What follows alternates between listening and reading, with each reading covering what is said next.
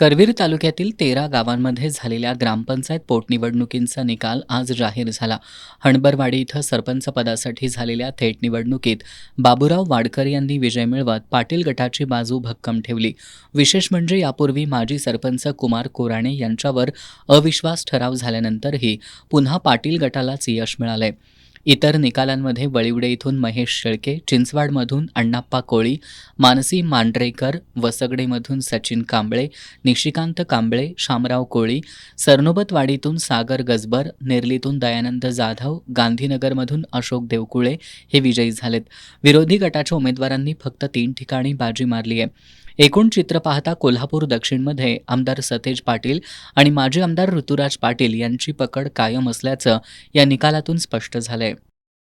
वसडे गावातील पोटनिवडणुकीमध्ये सतेज उर्फ बंटी पाटील साहेब व ऋतुराज दादा यांच्या नेतृत्वाखाली तीन प्रभागामधून निवडणूक लढवली साहेबांच्या नेतृत्वाखाली. त्यामधील तिन्ही 4पैकी 3 उमेदवार वसडेतील विजयी झालेले आहेत. प्रचंड बहुमताने विजयी झालेत आणि इथून पुढे बंटी पाटील साहेब आणि ऋतुराज दादा यांच्या नेतृत्वाखाली भरपूर करून दिली जातील. वसडे गावातील कोल्हापूर दक्षिणमध्ये 13 पैकी 10 ठिकाणी, त्यात हणबरवाडी लोकनियुक्त सरपंच माननीय श्री सतेज उर्फ बंटी पाटील साहेब, माननीय श्री ऋतुराज दादा पाटील यांच्या नेतृत्वाखाली आम्ही सर्व निवडणूक लढवत होतो.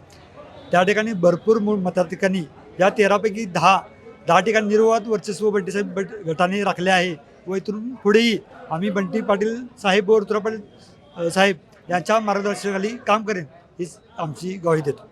10 सीटा अगदी सरपंच अगदी बहुमतानं अगदी लीडनं आम्ही जिंकला. इथून पुढे आम्ही बंटी पाटील साहेबांच्या संघच राहणार आहे. गेले 30 वर्ष आम्ही साहेबांच्या संघच आहे.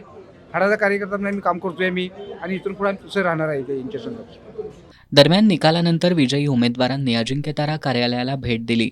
यावेळी जोरदार फटाक्यांची आतषबाजी करून गुलालाची उधळण करण्यात आली. आमदार सतेज पाटील आणि माजी आमदार ऋतुराज पाटील यांच्या वतीनं कोल्हापूर दक्षिण ग्रामीणचे संपर्क प्रमुख बजरंग रणदिवे यांनी त्यांचा सत्कार केला.